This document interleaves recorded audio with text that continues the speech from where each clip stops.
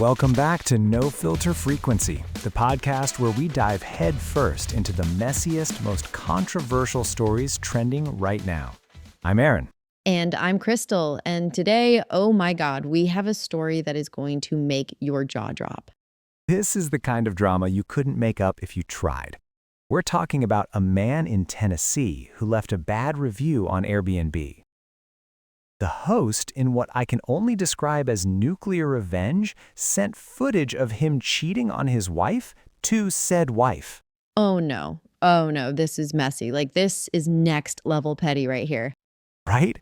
So now this guy is suing both Airbnb and the superhost for invasion of privacy, inflicting emotional distress, and, get this, causing damage to his marriage. Wait, hold up. He's suing them for damaging his marriage? The audacity. He's the one who cheated.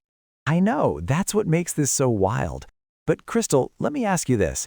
Do you think the Airbnb host was right to send that footage? Okay, so this is where it gets complicated for me. On one hand, I'm like, yes, justice. This man was cheating on his wife and she deserved to know the truth. Right?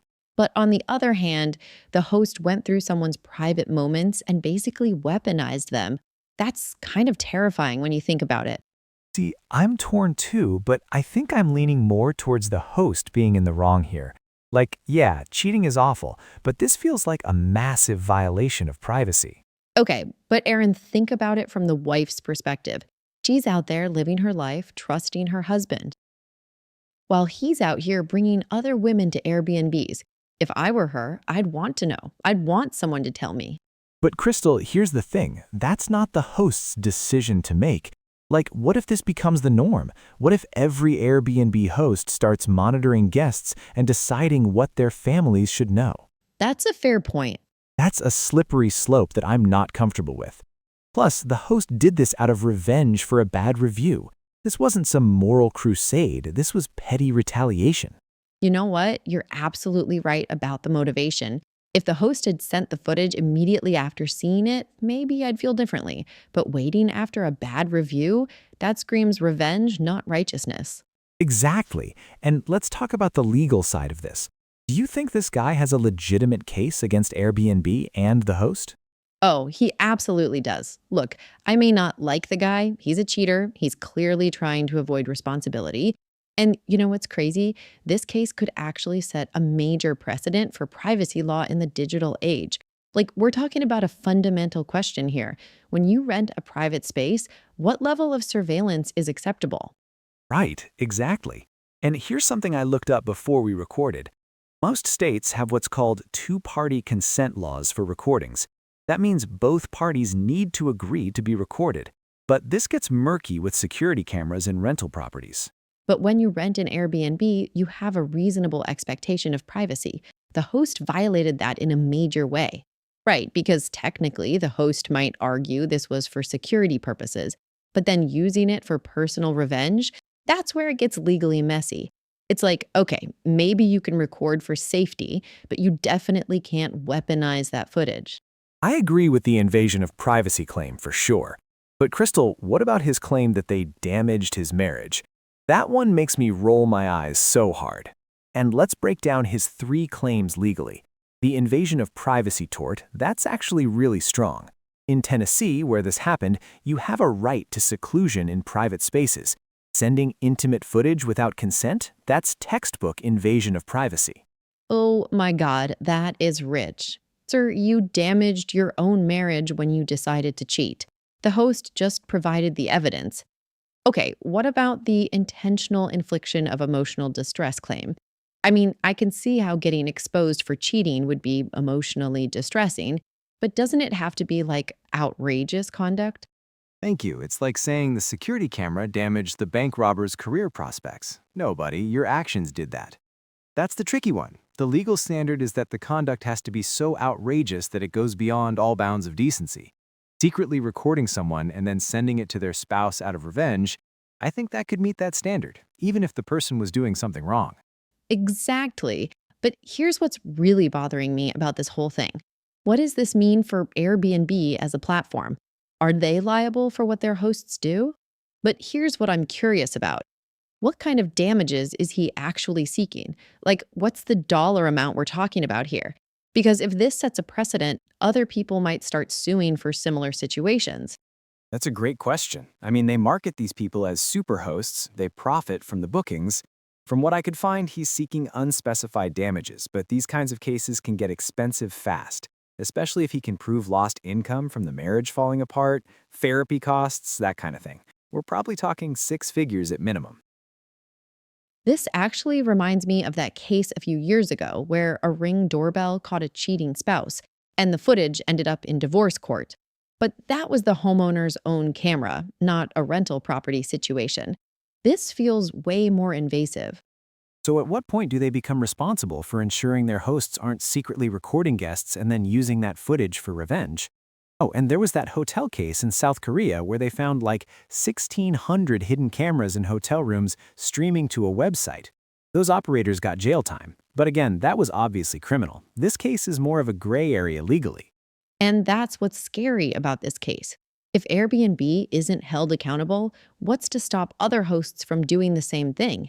We could have a situation where people are afraid to book Airbnbs because they don't know if they're being watched. Right, and while this particular guest was doing something questionable, what about the innocent people who just want privacy in the space they're renting? Exactly.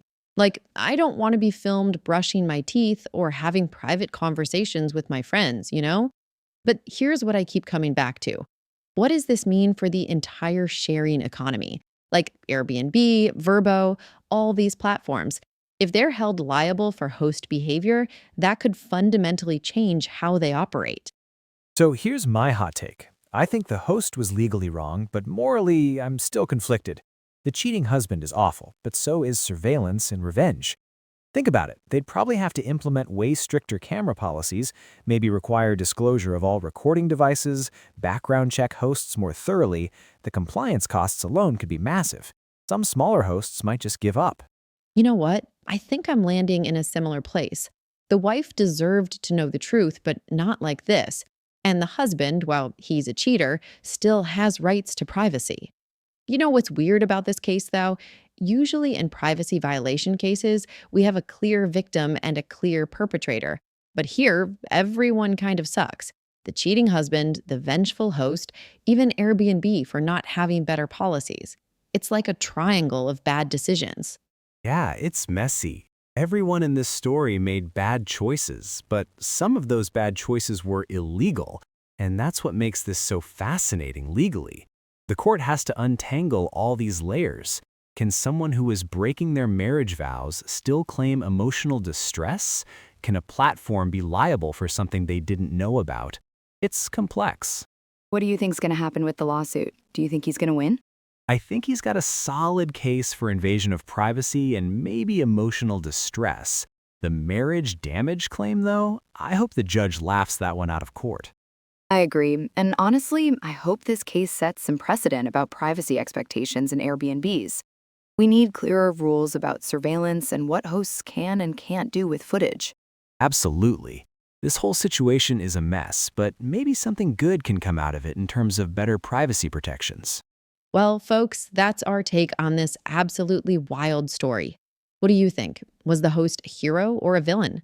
Does the cheating husband deserve any sympathy? Hit us up on social media and let us know. But seriously, this case highlights something bigger. We're all walking around with surveillance devices in our pockets, staying in homes with cameras, and we've just accepted it as normal. Maybe this lawsuit will make us think twice about what we're really agreeing to. So what's the practical takeaway for people who use Airbnb? I mean, should we all be scanning for hidden cameras now? There are actually apps that can detect them, but that's kind of insane that we need to do counter surveillance just to rent a room. Exactly. And look, nobody's perfect. We all make mistakes. We all have moments we rather keep private.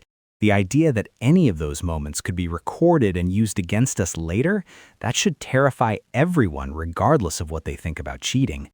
And make sure you're following No Filter Frequency for all the latest drama and controversy.